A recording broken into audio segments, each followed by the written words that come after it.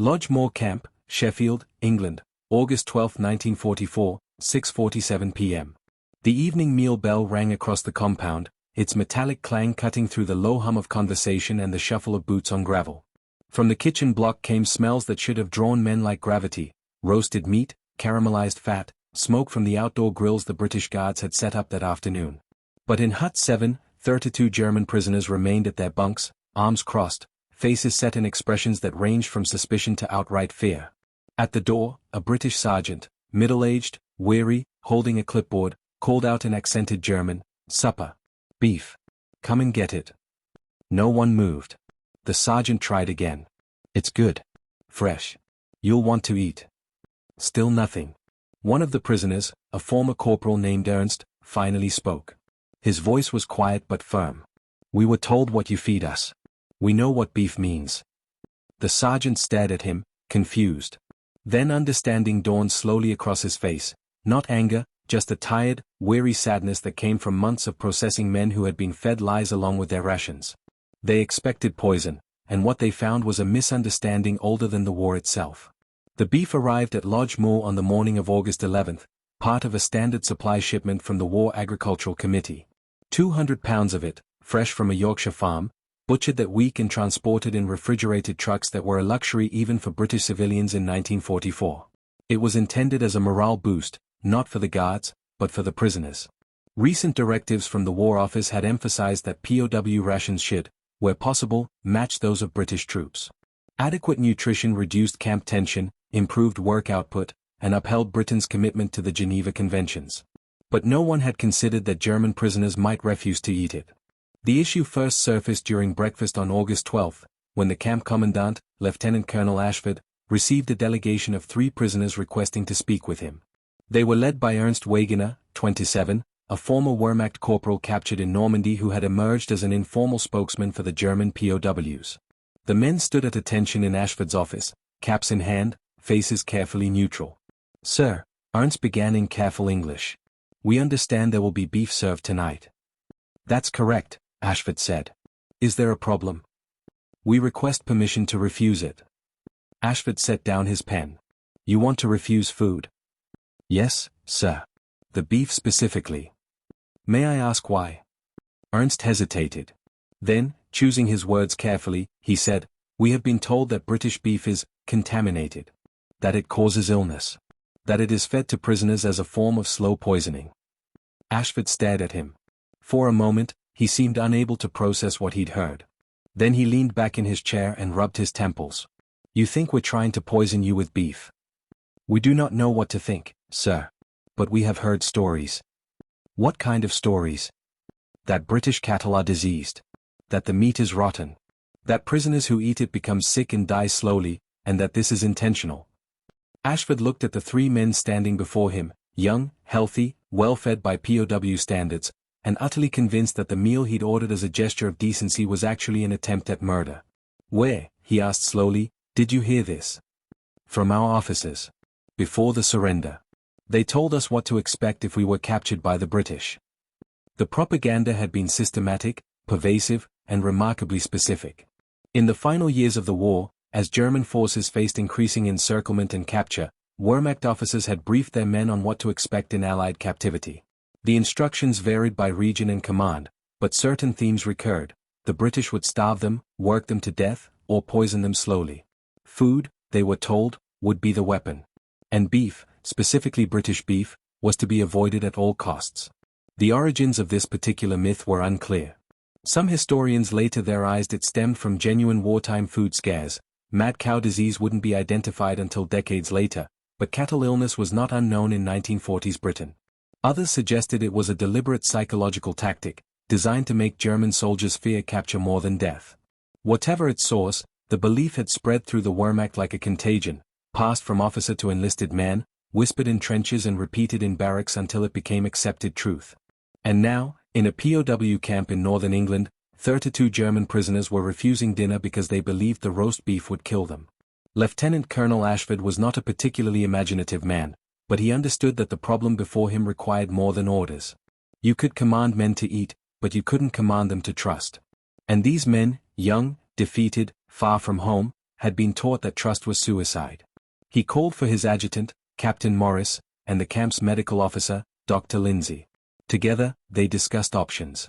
They could let the prisoners refuse the beef and simply note it in the log.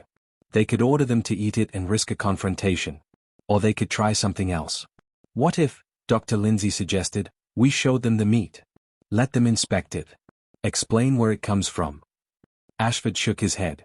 They won't believe us. We're the enemy. Anything we say is suspect. Then let them see us eat it, Morris said. If they think it's poison, they'll expect us to avoid it too.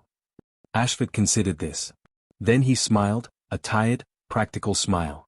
Better than that. We'll have a barbecue. Right in the compound. Cook it in front of them. British guards, British officers, everyone eats the same beef. If we're all eating it, they can't claim it's just for prisoners. A barbecue, Morris repeated. In a POW camp. Why not? We've got the grills. We've got the meat. And we've got 32 men who think we're trying to kill them. Seems like a good time to prove otherwise. The preparations began that afternoon. 2 metal grills were set up in the central yard of the camp, positioned where every hut had a clay view. The beef was brought out, not in secret, not pre-cooked, but raw, visible, unmistakably fresh. The camp's cook, a lance corporal named Davies who had worked in a butcher shop before the war, set up a small table with knives and began demonstrating how to prepare the cuts, narrating in loud, clear English that the German-speaking prisoners could understand. Ribeye, Davies announced, holding up a marbled cut. From a farm in Rotherham. Slaughtered Monday. You can see it's fresh, look at the color. Red, not brown. No smell.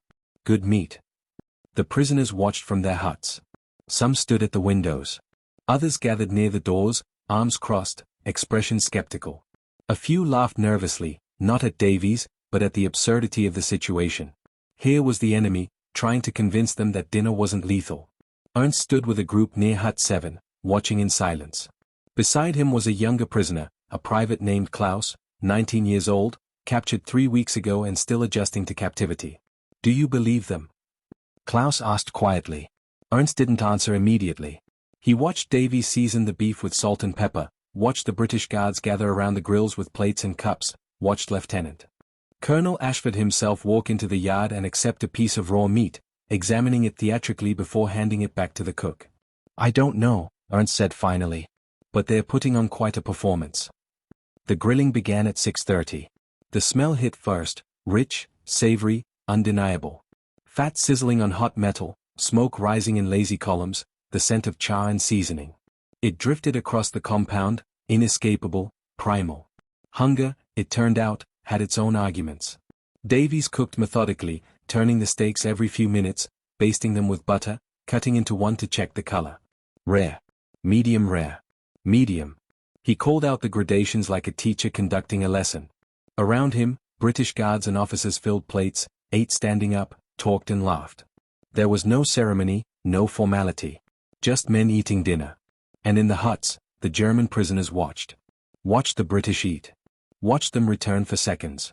Watched no one collapse, no one double over, no one show any sign of illness or distress. Klaus's stomach growled audibly. He pressed a hand to it, embarrassed. It smells good, he admitted. Ernst nodded slowly. He was watching Lieutenant Colonel Ashford, who had taken a seat on a wooden crate and was eating his beef with methodical enjoyment, occasionally glancing toward the huts with an expression of calculated patience. He knows we're watching, Ernst said. Of course he does. That's the point. So what do we do? Ernst was silent for a long moment. Then he said, we wait. If they're still standing in an hour, we'll know. I did not want to believe them. I did not want to trust men who wore the uniform of the enemy. But I was so hungry. And the smell, God, the smell. It reminded me of home, of Sunday dinners before the war, of my mother's kitchen. I told myself I was being strategic, waiting to see if the British guards would sicken. But the truth was simpler. I wanted it to be safe. I wanted to eat. If this moment already changed how you see the war, subscribe, the next will surprise you even more.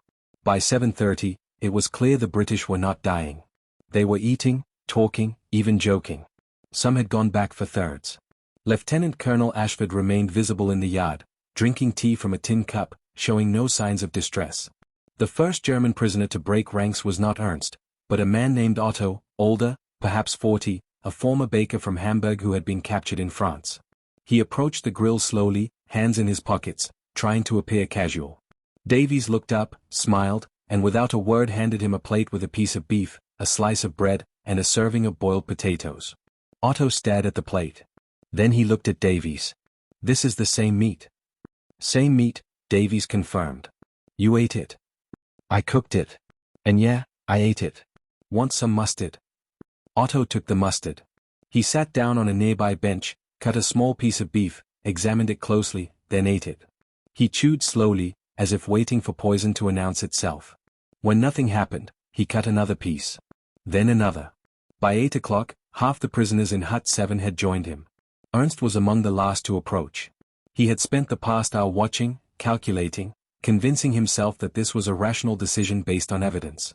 But when he finally stood before the grill and Davies handed him a plate, he felt something unexpected: shame.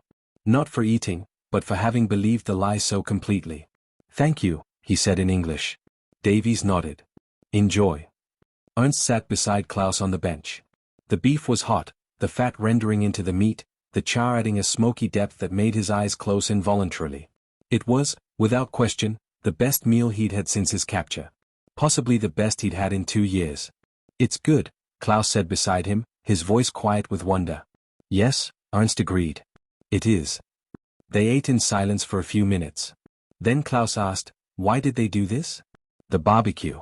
The performance. They could have just ordered us to eat." Ernst considered the question. "Because orders don't change minds. And they needed us to change our minds." "Why?" "Because if we believe one lie, we'll believe others. And they can't run a camp full of men who think everything is poison." Klaus absorbed this. So it was pragmatic. Maybe. Or maybe they just wanted to prove they're not monsters. Ernst paused, then added quietly, "I think I needed to see that." The policy that allowed, even encouraged, this kind of intervention was not accidental. It stemmed from directives issued by the War Office as early as 1940, refined throughout the war, and implemented with varying degrees of success across dozens of POW camps. The core principle was straightforward: prisoners who were well treated were easier to manage, less likely to resist, and more likely to provide useful intelligence. But beneath the pragmatism was a moral calculation. Britain wished to demonstrate that it was fighting a just war, conducted justly. The treatment of prisoners, visible, documented, subject to Red Cross inspection, was part of that demonstration. Security, diplomacy, morality. The triad was inseparable. Feeding prisoners adequately served strategic ends while upholding international law. And when propaganda threatened to undermine that system, when men refused food because they believed it was poison, the response had to be both practical and symbolic. Hence the barbecue. Hence the performance. It was theater. But it was theater in service of something real, the gradual erosion of lies. The days that followed were not without complications. Some prisoners continued to avoid beef, unconvinced by one evening's demonstration. Others ate it but remained suspicious of other foods, particularly unfamiliar British dishes like kidney pie or blood sausage. Trust, it turned out, was not binary. It accumulated in increments, tested daily, always provisional. But the barbecue had established a precedent. When new shipments of meat arrived, the camp staff made a point of cooking samples in view of the prisoners, eating alongside them, making visible the fact that the food was shared. What had begun as a crisis became routine. And routine, gradually, became normalcy. Ernst found himself adapting in ways he hadn't anticipated. The work details, repairing roads, harvesting crops, maintaining camp infrastructure, were tedious but not brutal. The guards were professional, distant but not cruel. The food was adequate, sometimes better. Letters from home arrived sporadically, censored but intact. The camp had a library, donated books in German and English. There were football matches on Sundays, organized by the prisoners themselves with British referees. It was not freedom. It was not home. But it was not the hell he'd been promised. One evening in September, Ernst was sitting outside his hut writing a letter to his wife when Lieutenant Colonel Ashford approached. Ernst stood immediately, but Ashford waved him back down. "At ease, Wagoner. Just making rounds." Ernst nodded. "Saturday." Ashford remained standing, hands clasped behind his back, looking out across the compound where other prisoners were playing cards, reading, talking in small groups. "I wanted to thank you," Ashford said after a moment. Ernst looked up, Surprised. Sir. For agreeing to eat the beef. For encouraging the others. It could have gone differently. We were hungry, Ernst said simply. You were also frightened. That's harder to overcome than hunger. Ernst didn't know how to respond to that. He set down his pen and said, May I ask you something, sir? Go ahead. Why did you care? Whether we ate or not? You could have let us refuse. Given us bread and potatoes instead. Why go through the trouble? Ashford considered the question. Then he said, Because you were lied to. And I've seen what lies do. They don't just hurt the people who believe them, they poison everything. Every interaction. Every decision. If I let you go on believing British beef was poison, what would you believe next? That our doctors were experimenting on prisoners? That the Red Cross parcels were contaminated? That any kindness was a trap? He paused, then continued. You can't run a camp on fear. Not sustainably. Eventually, fear turns to desperation, and desperate men do desperate things. So yes, it was pragmatic. But it was also. He searched for the word. Necessary. To prove that not everything you were told was true. Ernst nodded slowly. It worked. At least for me. I'm glad. Ashford turned to leave, then stopped. One more thing, Wagoner. The beef really was excellent. We should do it again sometime. Despite himself, Ernst smiled. Yes, sir. We should. We had been taught that the British were decadent, weak, incapable of sustaining a war. But here they were, feeding us meat they could have kept for themselves, treating us according to rules when they could have ignored them, proving through small, daily acts that everything we had been told was a lie. It was disorienting. It made me question not just the propaganda about the British, but everything I had believed about the war, about my country, about the men who had sent us to fight. The ideological erosion was gradual, almost imperceptible. It didn't happen through lectures or formal re-education, those came later, in some camps, with mixed results. It happened through accumulation. Through the beef that didn't poison them. Through the guards who treated them professionally. Through the Red Cross parcels that arrived on schedule. Through the football matches, the library books, the letters from home that were censored but not destroyed. One afternoon in October, Ernst was working a road repair detail with Klaus and several others when their British supervisor, a sergeant named Collins, stopped to share his cigarettes. It was a small gesture, unremarkable, but Klaus accepted one with visible surprise. Thank you, Klaus said in halting English. Collins nodded. You're welcome. How's the work? Good. Hard, but good. Collins smiled. That's road work for you. Endless and thankless. He paused, then added, My brother's a prisoner. In Germany. I hope someone's sharing cigarettes with him. The prisoners exchanged glances.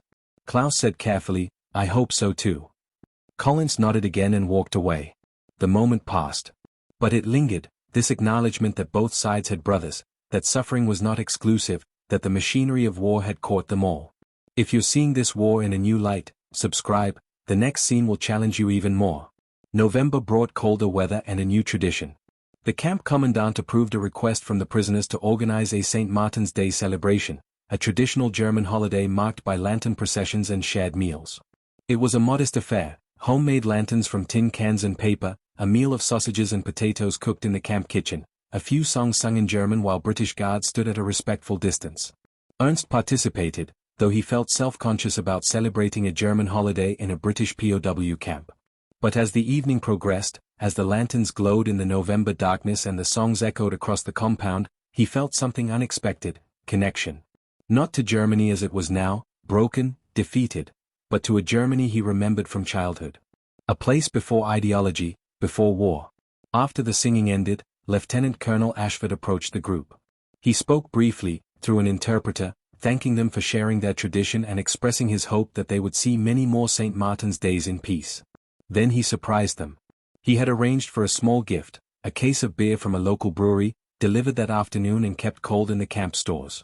It was distributed in tin cups, one per prisoner, and though it was English beer and not German, the gesture was understood. Otto raised his cup. To civilization, he said in English. The others raised theirs. To civilization. They drank.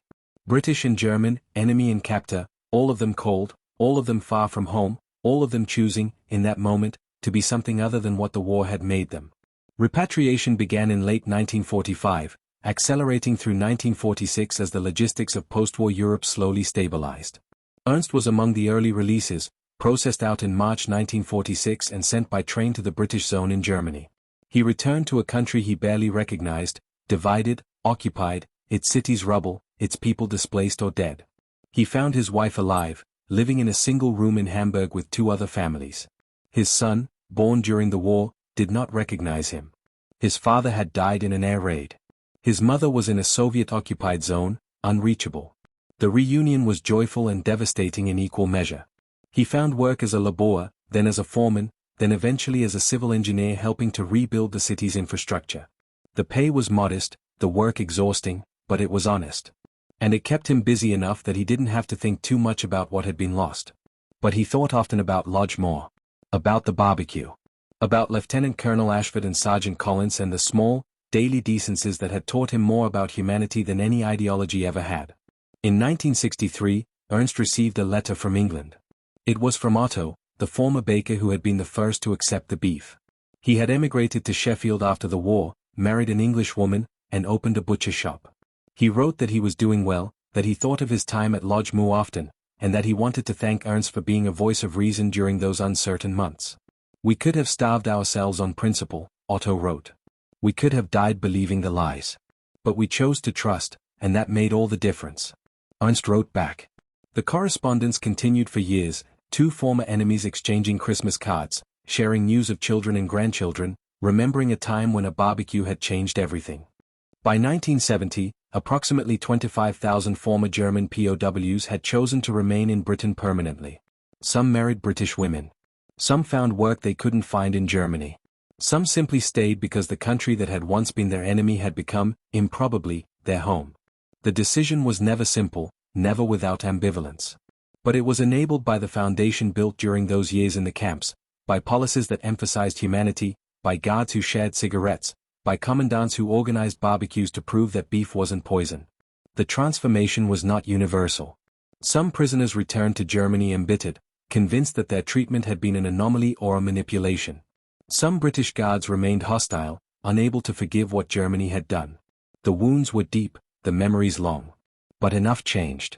Enough prisoners learned that propaganda was fragile, that lies couldn't survive contact with kindness, that even enemies could choose decency. And that knowledge, transmitted person to person, meal by meal, became the foundation for something unprecedented, a reconciliation that began not with treaties but with trust. If this story has shown you something about the war you didn't know, subscribe, because the next one will go even deeper. Ernst died in 1984 at the age of 67. His obituary mentioned his service in the Wehrmacht, his capture, his years rebuilding Hamburg. It did not mention Lodge Moor, the barbecue, or the evening he had first eaten British beef and learned that not everything he'd been taught was true. But in a box in his attic, his children found letters, dozens of them, carefully preserved. Letters from Otto. Letters from other prisoners he'd known. And one letter, yellowed and fragile, from Lieutenant Colonel Ashford, written in 1947. Dear Wagoner, I hope this finds you well and that you have been reunited with your family. I wanted to write and tell you that I have often thought of our conversation in September 1944. You asked me why I cared whether you ate the beef. I've had 18 months since then to refine my answer. I cared because civilization is not an abstraction. It's a practice. It's choosing, again and again, to treat people as people, even when it would be easier not to. Even when they're your enemy. Even when you've been given every reason to hate them. You and your men were lied to by your government. They told you we would poison you. We proved them wrong, not through words but through actions. We ate the same food. We shared the same space. We acknowledged your humanity even when our countries were destroying each other. That choice, small, practical, barely worth noting, was what I believe civilization means. Not grand gestures. Not treaties or declarations. Just the daily decision to be decent when decency isn't required. I hope Germany rebuilds. I hope you find peace. And I hope you remember that there were moments, even in the worst war in history, when people chose to be better than they had to be. With respect. Lieutenant Colonel R. Ashford. Ernst's children donated the letter to a museum in Hamburg. It sits there now, in an archive, a small artifact of a larger truth, that wars are fought by nations but survived by people. And that the way those people treat each other, in camps, in ruins, in the small moments between violence, determines what comes after. The evening meal bell rang across the compound. The prisoners expected poison, expected cruelty, expected the confirmation of every lie they'd been told. What they found instead was a barbecue, a performance, a demonstration that fear could be answered with evidence and propaganda could be countered with beef cooked in plain sight. It was not redemption. The prisoners were not innocent, and their treatment, however humane, did not erase what Germany had done. But it was something else. Something harder to name. A refusal to let hatred dictate policy. A commitment to civilization even under pressure. A recognition that the enemy was also human, and that humanity was not negotiable. They had been taught to fear British beef. They learned instead to trust British decency. And that lesson, transmitted through meals, through work, through the accumulation of small mercies, became the foundation for a peace that no one had thought possible. The war had taught them lies. The peace taught them truth. And the bridge between the two was built not with speeches or treaties, but with a barbecue in a prison camp where enemies ate together and learned, slowly, to see each other as men. Propaganda dies when it meets reality. Hatred falters when confronted with kindness. And civilization, tested to its limit, survives through the simple, stubborn choice to be decent even when decency isn't required. The beef wasn't poison. And that changed everything.